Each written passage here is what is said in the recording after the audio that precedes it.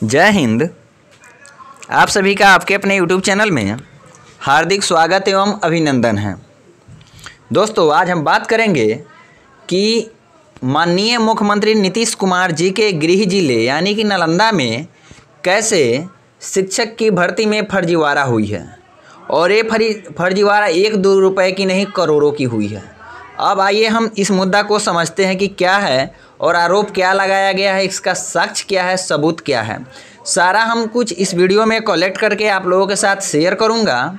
अगर आप चैनल पर नए हैं तो चैनल को सब्सक्राइब कर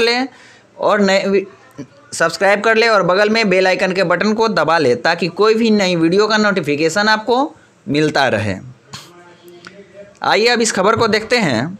विषय: नालंदा में छठे चरण के शिक्षक नियोजन में फर्जीवाड़ा रोकने और दोषियों पर कार्यवाही हेतु देखिए लेटर लिखा गया है जिला अधिकारी महोदय नालंदा को। देखिए, महाशय, जिला में चल रहे छठे चरण के शिक्षक नियोजन में बहुत बड़ी फर्जीवाड़ा हुआ है।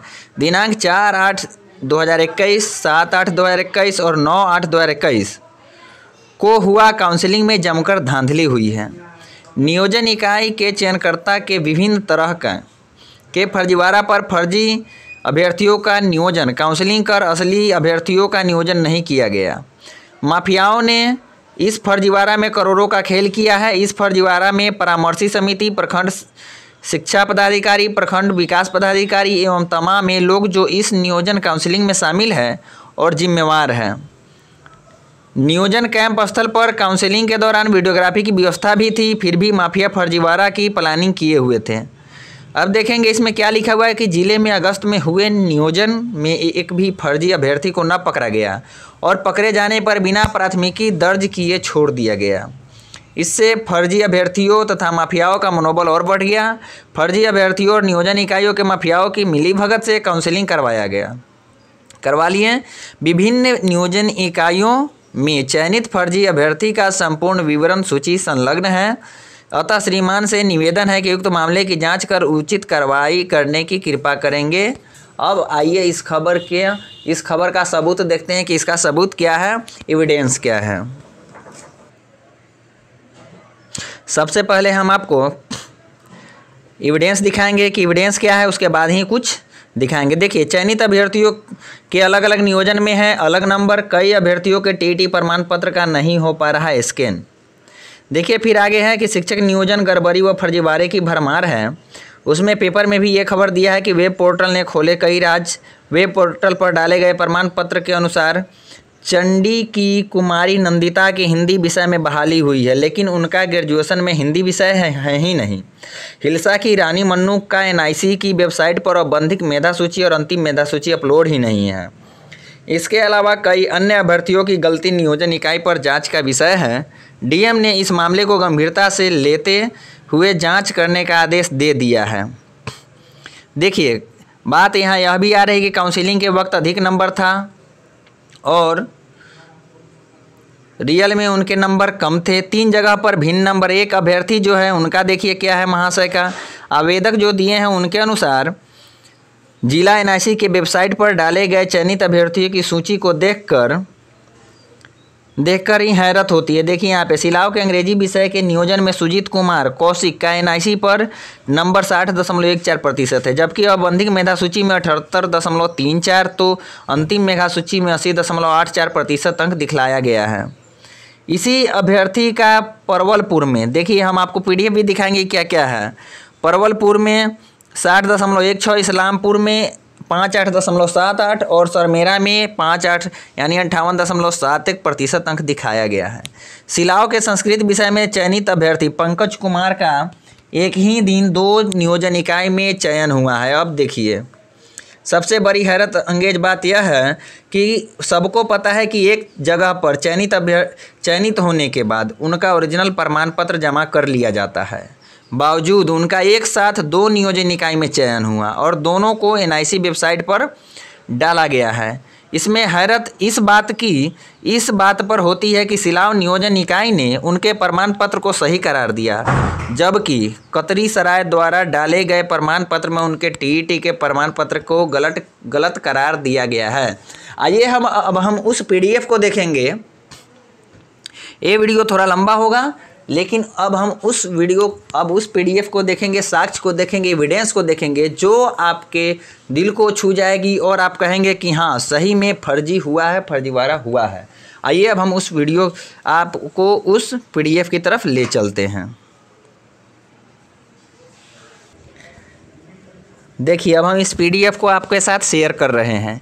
नियोजन इकाई सिलाव प्रखंड नियोजन इकाई। देखिए अभ्यर्थी का नाम रिंकू कुमारी, क्या क्या गलती है इस सब को आपको शेयर कर रहे हैं। रिंकू कुमारी महेश्वरी प्रसाद और रोहन कुमार ब्रिजभूषण सिंह। देखिए चयनित मेधा अंक जो NIC पोर्टल पर अपलोड है।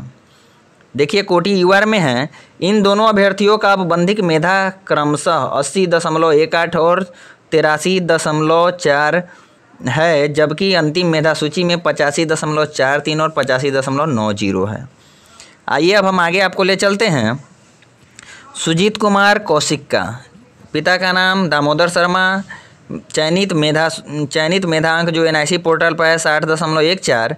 ये यूआर कोटि में है, लेकिन इनका देखिए इनका आपबंधिक तथा अंतिम मेधा सूची में अंकों की फर्जीवाड़ा कर काउंसलिंग किया गया। इनका आपबंधिक मेधा जो है 78.34 तथा अंतिम मेधा सूची में 80.84 है। अन्य नियोजन इकाई परवलपुर के अंतिम मेधा सूची में 60.16, इस्लामपुर प्रखंड के अंतिम मेधा सूची में 58.71 है, जो कि सरमेरा में कितना है 58.71 है। आगे देखते हैं पंकज कुमार हरिनंदन सिंह। इनका देखिए इनका एक ही काउंसलिंग तिथि में 2 जगह किया गया है, एक ही डेट में 2 जगह काउंसलिंग किया गया है, लेकिन कैसे किया गया इसका कोई अता पता नहीं है। जांच के लिए आवेदन दिया गया है, कार्रवाई हो रही है। आगे देखिए परवलपुर में देखिए राकेश कुमार, पिता का नाम सरयुग प्रसाद। देखिए मेरिट इतना है NIC पर, BC में है। अंतिम मेधा सूची में 83.99, परंतु इस्लामपुर प्रखंड के अंतिम मेधा सूची में क्रम संख्या 328। देखिए आवेदन करने वाले पूरा एविडेंस के साथ आवेदन किए हैं DM के पास, कि ताकि कोई भी प्रकार की झंझट नहीं है, सारा एविडेंस के साथ किया गया है। उसके आगे देखते हैं पल्लवी महेश्वर प्रसाद, जो कि मेधा सूची में NIC पर अपलोड है 80.76, BC कैटेगरी की ही है, लेकिन देखिए हकीकत क्या है, इनका मेधा सूची 66.96 है। आगे देखेंगे मोनिका सिंह अरविंद प्रसाद 71.02, BC में ही आते हैं, लेकिन इनका देखिए कितना है रियल में 69.96 है। ज्योति कुमारी विषय हिंदी त्रिभुवन पांडे। देखिए अंतिम मेधा सूची में TET का वेटेज बढ़ाकर 60.92 से 62.92 कर काउंसलिंग किया गया है। अब अंग्रेजी का देखेंगे चंदन कुमार राजकुमार प्रसाद, इनका भी TET में गलत वेटेज दिया गया है, जोड़ा गया है। देखिए आपबंधिक में 80.87 है, लेकिन अंतिम मेधा में 67 यानी 67.52 कर दिया गया है। आगे देखिए विज्ञान में इसी तरह से क्या किया गया है, गड़बड़ी की गई है। यहाँ आप देख सकते हैं इसको, राजगीर प्रखंड नियोजन इकाई में है। देखिए यहाँ पे प्रिया ए सत्येंद्र कुमार, यहाँ देखिए हकीकत क्या है, कितना दिया हुआ है इसको देखिए। गिरियक प्रखंड नियोजन इकाई में देखिए कुंदन कुमार, इनका भी सबका यही है, काउंसलिंग फर्जीवाड़ा से किया गया है।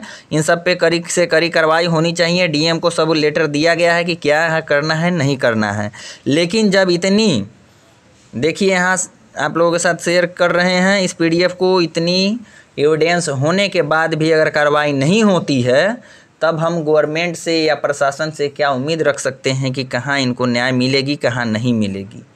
इस बात को लेकर हम लोग दंग रह जाएंगे कि क्या वाकई में नियोजन हो रहा है या क्या हो रहा है। ये हम नहीं कहते हैं, एविडेंस के साथ बोल रहे हैं। ऐसा नहीं है कि किसी पे कोई भी आरोप लगा देता है। जब तक एविडेंस नहीं हो, सबूत नहीं हो, तब तक किसी पे कोई आरोप नहीं लगा सकता है। अब आप ही बताइए कहाँ जाए लोग, अभ्यर्थी ये सब कहाँ जाए। चलिए अभी तक के लिए इतना ही, फिर मिलते हैं अगले वीडियो में नए अपडेट के साथ।